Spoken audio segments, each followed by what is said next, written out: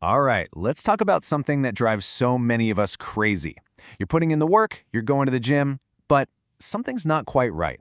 It turns out the biggest thing holding you back might just be the one thing that's kept our species going for thousands of years: your own brain. Does this sound familiar?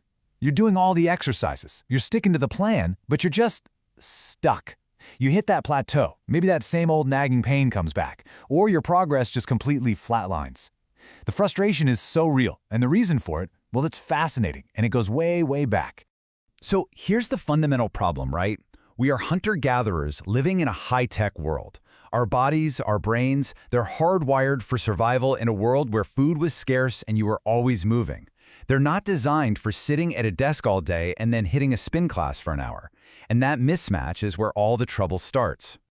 Okay, so that brings us to our first section, your brain's survival mode.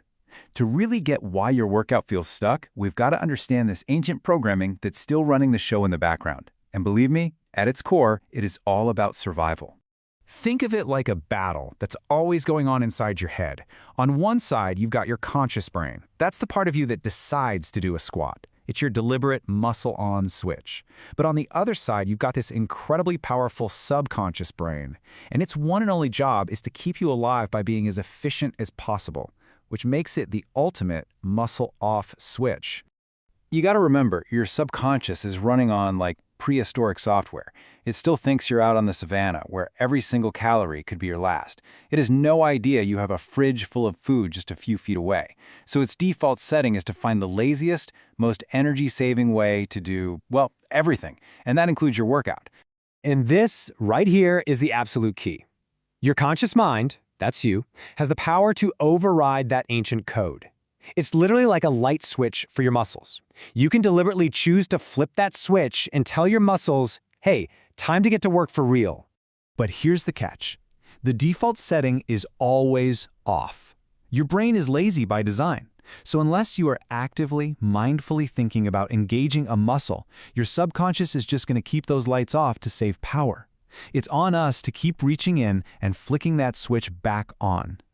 So, that autopilot brain of yours, it's not just lazy, it's sneaky.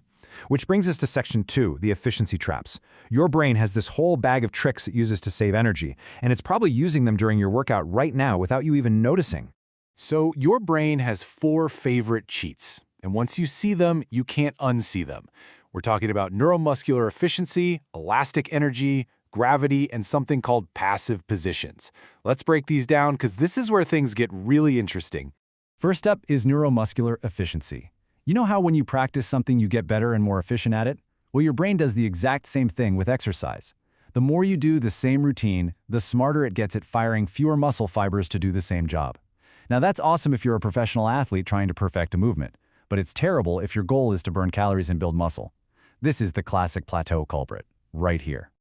All right, next up is elastic energy. This one is so cool.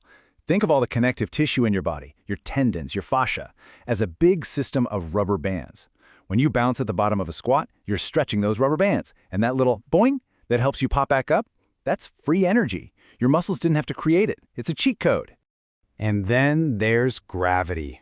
Oh yeah, your brain is a master at using gravity against you. It basically turns walking and running into a series of controlled falls. You're just tipping your body over and catching yourself over and over again. It's an incredibly efficient way to move, which again just means your muscles are doing the absolute bare minimum. Okay, so between your brain getting efficient, using its built-in rubber bands, and even using the force of gravity against your goals, it might feel like the deck is stacked, right? But it's not, because we have the ultimate trump card, our conscious mind. This is where we take the controls back from the autopilot. I absolutely love this way of thinking about it because it frames it perfectly. It's our responsibility to tell our own bodies to turn on the lights. Your subconscious isn't trying to sabotage you. It's just doing its ancient job. It's up to us to give it a new job description. And how do we do that? Well, the solutions are actually pretty simple, but they require you to think. First, increase your time under tension. Just slow down. Moving deliberately robs the body of that free elastic energy cheat. Second, avoid those passive positions. You know, when you lock out your joints at the top of a squat or the bottom of a curl, that's a micro rest. Stop just short of that point. And third, use isometrics. That just means consciously squeezing your muscles, even when you aren't moving. It's like a direct line to your brain, telling it to keep those lights on. Okay, so how do we weave all of this into a real workout strategy? Well, it's actually not about finding some complicated new program. It's about getting back to our roots and moving the way we were designed to move in the first place. So here's the toolkit. It's built on a foundation of primal movements. Think squatting, lunging, twisting, all the things humans have done forever to survive. We combine that with a really cool concept called strengthability. And the secret ingredient? Consistent variety. Okay, let's unpack strengthability, because this idea will change how you think about stretching. Forget separating strength day and flexibility day. This combines them. It's about making a muscle strong through its entire range of motion. So think about a really deep lunge where your hamstring is stretching while it's working to hold you up. That is how you build real-world usable strength and mobility at the same time. And remember that efficiency trap, where your brain gets lazy? The antidote is consistent variety. Now, this is not just random muscle confusion. This is smart. It's about methodically changing things up, the angle of a press, the tempo of a squat, the type of movement, to constantly give your brain a new puzzle to solve. That forces it to stay engaged, to stay learning, and it stops it from ever getting too comfortable. All right, so all this talk about how we move our bodies brings us down literally to our foundation. And that foundation is our feet. Which brings us to a really controversial topic in Section 5, the myth of shoes.